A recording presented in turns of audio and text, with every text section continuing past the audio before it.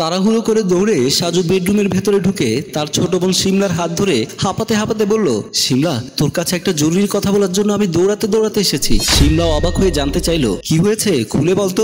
মিলন ভাইকে দেখেছি পার্কে বসে জেসির সাথে একজন আরেকজনকে কিস করছে। তোর মাথায় কি সমস্যা হয়েছে? শিমলা, বিশ্বাস কর, আমি মিলন ভাইকেই দেখেছি জেসির সাথে। তোর চোখের ডাক্তার দেখা। মিলন আজ সারাদিন গাজীপুরে অফিসের কাজে ব্যস্ত, আর তুই কিনা বলছিস রমনা পার্কে পাশাপাশি বসে দুজনে কিস করছে। আজে বাজে কথা বলিস না তো।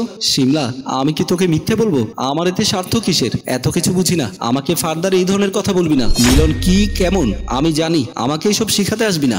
সোজা বাসায় চলে যাবি, আর উল্টোপাল্টা কথা নিয়ে কখনো আমার বাসায় আসবি না। সাজু বুঝতে পারলো তার বোন তার কথা কোনোভাবে বিশ্বাস করবে না, তাই মাথা নিচু করে রুম থেকে বের হয়ে গেল। শিমলা মনে মনে বলল, মেজাজটাই খারাপ হয়ে গিয়েছে। মিলনের ব্যাপারে আমি একটা আজে বাজে কথা শুনতে পারি না, সহ্য হয় না। আমার ভাই কাকে না কাকে দেখে এমন বিশ্রী একটা দোষ দিল মিলনকে। ও যদি জানতে পারে কত কষ্ট পাবে।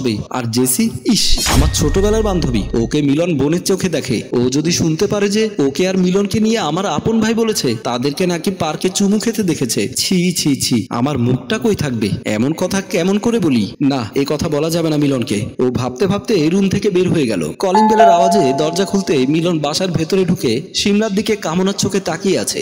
এসে জড়িয়ে ধরে বলল, বাবু, সন্ধ্যা এত দেরিতে হয় কেন? আমি তোমার চেহারা দেখার জন্য ঘড়ির দিকে তাকিয়ে থাকি। চাকরিটাই ছেড়ে দেবো। আরে পাগল, বলে কি চাকরি ছাড়তে হবে কেন? আমি কি কোথাও পালিয়ে যাচ্ছি? তারপরও বউ ছেড়ে অফিস করা অনেক পেইন গো, তুমি বুঝবে না। যাই হোক, আজ আমরা বাইরে খাবো। হঠাৎ বাইরে কেন?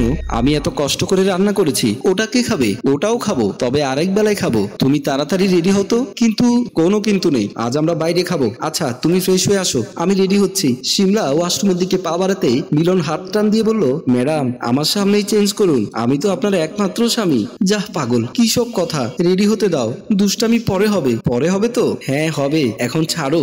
বলেই মিলনকে ধাক্কা দিয়ে শিমলা রুমের ভেতরে চলে গেল। সুন্দর একটা শাড়ি পরে ড্রেসিং টেবিলের সামনে দাঁড়িয়ে ঠিক করছি আর ভাবছি, মিলন যে আমাকে কত ভালোবাসে তা শুধু আমিই জানি। বিয়ের পর একদিনও আমার সাথে কোনো ঝগড়া করেনি। আমার সব রাগ ভালোবাসাকে এত সহজে মানিয়ে নিয়েছে। আর সে মিলনকে নিয়ে আমার ভাই কিভাবে এমন একটা কথা বললো? এমন সময় সাজুর নাম্বারটা ভেসে উঠলো মোবাইলের ডিসপ্লেতে। শিমলা কলটা রিসিভ করে বলল, কি বলবি বল। তুই কি জানিস আজকে জেসির জন্মদিন? না, জানি না। কেন, কি হয়েছে? তুই কি ভাইয়ের সাথে বাহিরে খেতে যাচ্ছিস? হ্যাঁ, বাহিরে যাচ্ছি। তা তুই জানলি কিভাবে? তুই তো আমাকে বিশ্বাস করিসনি। শুধু একটা অনুরোধ করব, আজকে তুই ভাইয়ের সাথে বাহিরে যাস না। সাজু, তুই কি আবার উল্টোপাল্টা কথা শুরু করেছিস? আমি কোনো উল্টোপাল্টা কথা বলছি না। আজ জেসির জন্মদিন, আর এই জন্মদিনের সবচেয়ে বড় উপহারটা আজকে ভাইয়া জেসিকে দেবে। কি উপহার? তোমার মৃত্যু। কথাটা শুনে শিমলা চমকে উঠলো। ও নিজেকে সামনে নিয়ে বলল, তুই আর আমাকে কখনোই ফোন দিবি না। কসম খেয়ে বলছি, আমার কথাটা তুই বিশ্বাস কর। শিমলার মেজাজ গরম হয়ে গেল। তোর বিশ্বাসের গোষ্ঠী কেলাই বলেই ফোনটা কেটে দেয়। সাজুর নাম্বারটা ব্ল্যাক লিস্টে ফেলে দিল।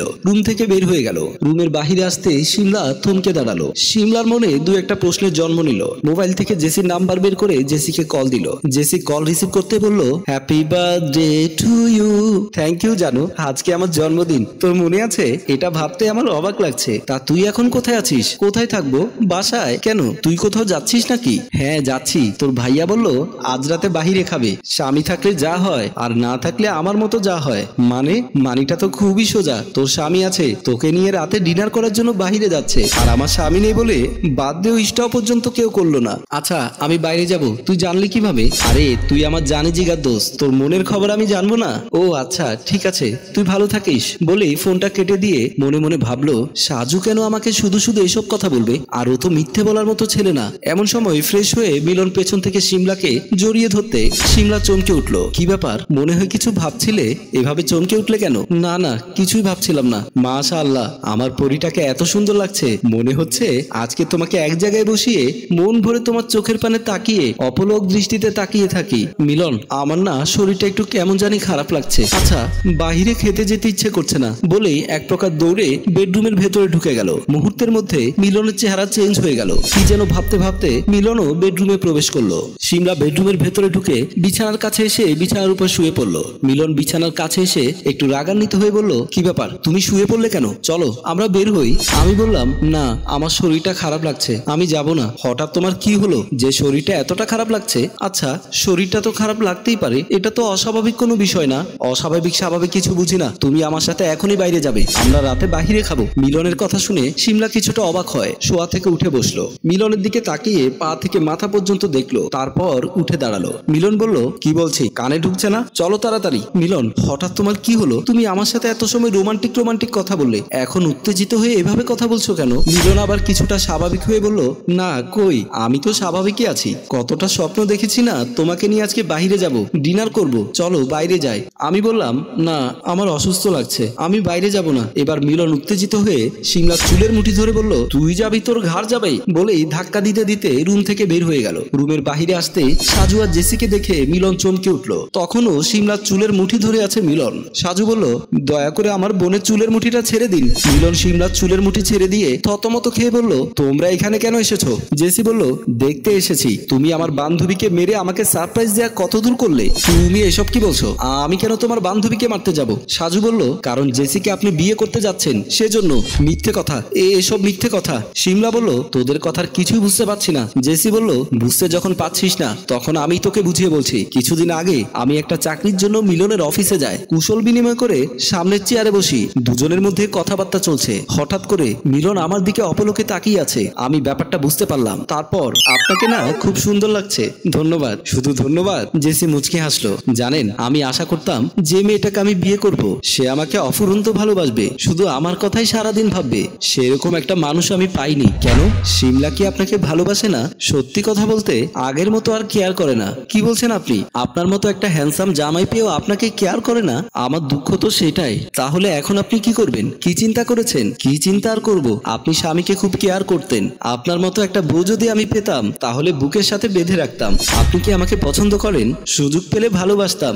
শিমলা যদি জানতে পারে তাহলে তো কষ্ট পাবে, কারণ ও তো আমার প্রাণপ্রিয় বান্ধবী। তুমি যদি চাও তাহলে পথের কাঁটা আমি সরিয়ে দেব। কিভাবে? আমি জানি আগামী পরশু তোমার জন্মদিন, সেদিন আমি তোমাকে একটা সারপ্রাইজ দেব।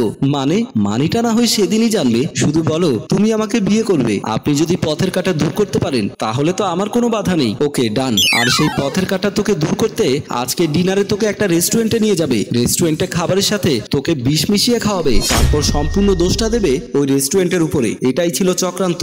কথাগুলো শুনে শিমলার যেন সেন্সলেস হওয়ার মতো অবস্থা। কি বলবে ভাষা খুঁজে পাচ্ছে না। মিলন বলল, এগুলো সব মিথ্যে কথা, আমার বিরুদ্ধে ষড়যন্ত্র। সাজু বলল, আপনার মতো খারাপ মানুষের বিরুদ্ধে আমাদের ষড়যন্ত্র করার প্রয়োজন হয় না। শুধু প্রমাণ করতেই শিমলার সাথে আমরা নাটক করেছি। শিমলাকে এসে বলেছিলাম জেসির সাথে আপনি পার্কে বসে কিস করছেন। শিমলা আমার কথা বিশ্বাস করেনি। কারণটা কি জানেন? শিমলা আপনাকে প্রচন্ড ভালোবাসে, আর সেই ভালোবাসার মানুষটাকে আপনি মেরে ফেলতে চেয়েছেন। বিশ্বাস করো শিমলা, এগুলো আমার বিরুদ্ধে ষড়যন্ত্র। বিশ্বাস? কিসের বিশ্বাস? তোমার প্রতি সম্পূর্ণ বিশ্বাস আমার বলে গেছে। বুঝতে পেরেছি, তুমি আমাকে সত্যি মেরে ফেলার জন্যই ডিনারে নিয়ে যাচ্ছিলে। যখন আমি যেতে চাইনি তখন আমার উপরে নির্যাতন শুরু করলে। এর চেয়ে বড় প্রমাণ তো আর কিছুই হয় না যে তুমি আমাকে সত্যিই খুন করতে চাও। এতটা ভালো তোমাকে বাসতাম যতটা ভালো আমি নিজেকেই বাসিনি কখনো। সেই তুমি আমাকে ঠকালে, আমি তোমাকে ক্ষমা করলাম। সৃষ্টিকর্তা যেন তোমাকে ক্ষমা করে। প্রিয় ভিউয়ার্স, বিশ্বাস করা ভালো, কিন্তু অন্ধবিশ্বাস হয়তো মানুষকে ঠকতে হতে পারে। শিমলা যে কষ্টটা তার স্বামীর কাছ থেকে পেল, তারপরও সে তার স্বামীকে ক্ষমা করে দিয়েছে। কিন্তু অন্তরে যে দাগ লেগেছে, সেই দাগ কি তুলতে পারবে? গল্পটি ভালো লাগলে লাইক, কমেন্ট ও শেয়ার করুন। গল্পটি রচনায় ফেরদৌস অপু, প্রযোজনায় আব্দুল মজিদ, পরিচালনায় রেজাউল কবির চৌধুরী। গল্পটি ভালো লাগলে লাইক, কমেন্ট ও শেয়ার করুন। ধন্যবাদ।